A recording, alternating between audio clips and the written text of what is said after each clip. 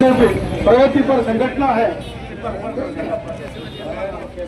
वो सभी के तरफ से यहाँ पे डॉक्टर बाबा साहब अम्बेडकर सर 5 ನಿಮಿಷದಲ್ಲಿ ಮನೆ ಪತ್ರ ಕೊಡ್ತಾ ಇದ್ದೇವೆ. ನಾವು ದಯವಿಟ್ಟು ಅಲ್ಲೇ ಕಾಲಾವಕಾಶ ಮಾಡಿದ್ದೇವೆ. ಅದೇ ರೀತಿ ಬೇರೆ ಸಾರ್ವಜನಿಕರಿಗೆ ಹೋಬಳಿಗೆ ಅವರಿಗೆ ತೊಂದರೆ ಆಗದಂಗೆ ನಾವು ಶಾಂತಿ ರೀತಿಯಿಂದ ಪ್ರತಿಭಟನೆ ಮಾಡಬೇಕಾಗಿದೆ.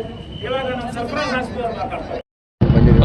ये जो सीजीआई के ऊपर जो अटैक हुआ है, ये अटैक ऐसे ही घटना नहीं है ये जो अचानक हो गई, बल्कि ये सिर्फ इसलिए हुआ कि महात्मा गांधी का जो हत्यारा था नाथूराम गोडसे, उसको आज भी हमारे देश में पूजा जाता है और आज भी उसको देशभक्त के नाम से जाना जाता है।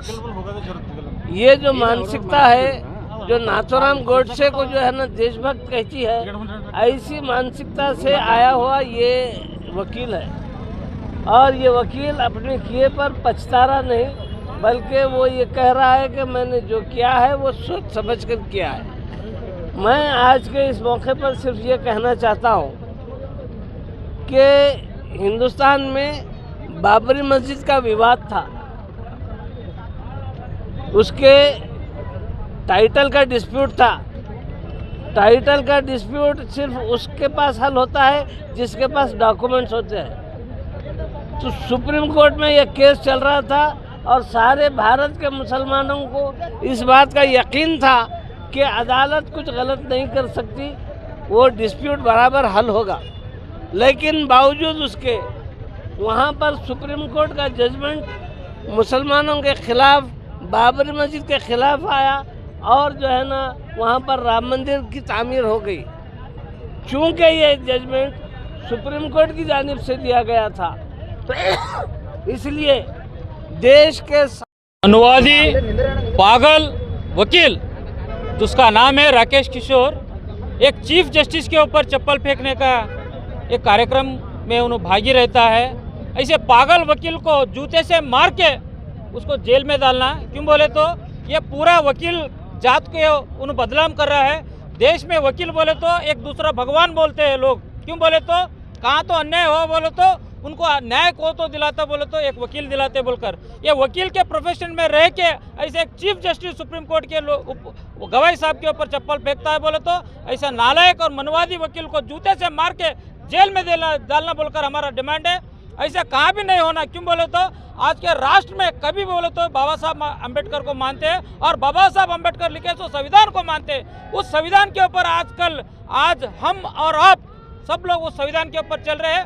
उस संविधान को नहीं मानते बोले तो ऐसे नालायक मनवादी को इस देश के गद्दार बोलकर हमारा डिमांड है।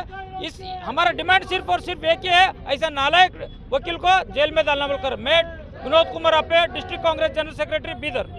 के ऊपर हुआ मतलब संविधान के ऊपर हुआ, ये बहुत घिनौना काम है। और जो संविधान के ऊपर उतने बड़े दर्ज कर रहने वाले के पोस्ट कर रहने वाले आदमी एक दलित रहने की वजह से आज ऐसा घटना हुआ। ये संविधान अगर इंडिया में नहीं है, इंडिया में नहीं रहा तो यहाँ पे ना शासकांग रहेगा, कार्यांग नहीं रहेगा या दूसरा कोई भी चीज़ नहीं बचेगा। इंडिया है नहीं रहेगा। संविधान है तो इंडिया बचता है। ये संविधान के कस्टोडियन के ऊपर अगर आप हमला करने का कोशिश करते हैं, ये बहुत खंडनीय है। इसके पीछे क्या राज है? अब इन्हें बोलता है कि सनातन के ऊपर हम सहन नहीं करते, सनातन के ऊपर कोई आवाज़ से शब्द बोले तो हम सहन नहीं, ऐसा आवाज़ से क्या बोलता? ऐसा ये मंदिर के विष्णु भगवान के मूर्ति के लिए ये इशू आया, लेकिन इससे पहले कई मूर्तियों के बारे में जिक्र हुआ जब कुछ नहीं हुआ।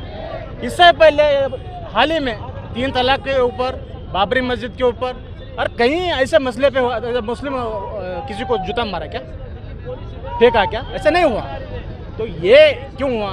एक दलित आदमी सीजीआई बना तो वो उनको दिल को ये नहीं हुआ, बर्दाश्त नहीं हो रहा। वो बर्दाश्त नहीं होने की वजह से ये काम किया है। अगर वो काम करने के बाद उसको अरेस्ट करना था पुलिस, अरेस्ट करके उसको जेल में डालना था या वो आगे कार्रवाई करना था, वो कुछ नहीं करा। दिल्ली का पुलिस किसके अंडर में है? केंद्र सरकार के अंडर में है। इसके मतलब क्या हुआ? केंद्र सरकार पूरा ऐसे लोगों को भड़काव कर रहे हैं, सपोर्ट कर रही है। अगर वो पुलिस 100 मोटे केस लेके अंडर डाल के उसको पनिशमेंट करना और आगे पनिशमेंट ही नहीं, इसको तड़ी पार करना। अभी क्या हुआ, कोर्ट से उसको सस्पेंड किया गया।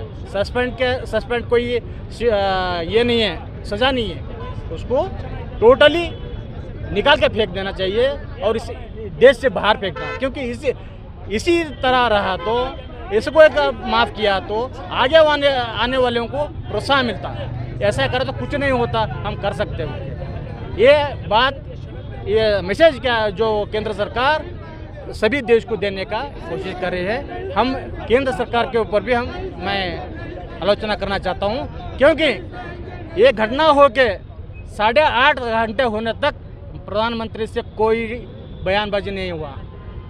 जब तक कपिल सिब्बल साहब एक ट्वीट करा, उसके बाद उन्होंने मजबूर होके 8:30 बजे करा।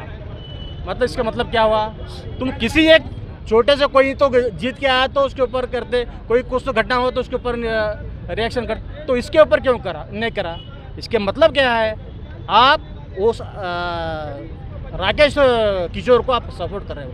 ऐसा हादसे को तो सपोर्ट करो तो आगे देश कहाँ रहता? क्या आपको लगता है सर कहीं ना कहीं एडवोकेट राकेश एक मोहरा है? बिल्कुल 100% ये बीजेपी आरएसएस का मोहरा है, उसी लिए ऐसा कहा। और ये बात सभी लोग, सभी जाति धर्म के लोग, इंडिया के संविधान को मानने वाले लोग इसको खंडन करना चाहिए। इसलिए आज हम सभी लोग मिलके ये खंडन किए और हम बड़ी ज़ोर से खंडन करते हैं और उसको अपील करते हैं राष्ट्रपति को, उस आदमी को जो राकेश किशोर है उसको ना बल्कि वकीली से हटाना, क्योंकि पूरा देश से हटा के फेंक देना। क्योंकि ये सबक सभी को मिलना चाहिए, नहीं तो ये सिलसिला जारी रहेगा। क्या ये लोग संविधान को कमज़ोर करना चाहते हैं? देखिए, ये मैं बोलने की ज़रूरत नहीं है, क्योंकि ये लोग जब 2014 से है, जब से बोल रहे हैं संविधान को निकालने वाले, संविधान को कम करने वाले। संविधान को कम करे तो वो ये खुद नहीं रहते, और संविधान की वजह से प्रधानमंत्री है, संविधान की वजह से हमारा अमित शाह है, नहीं तो कहाँ रहते?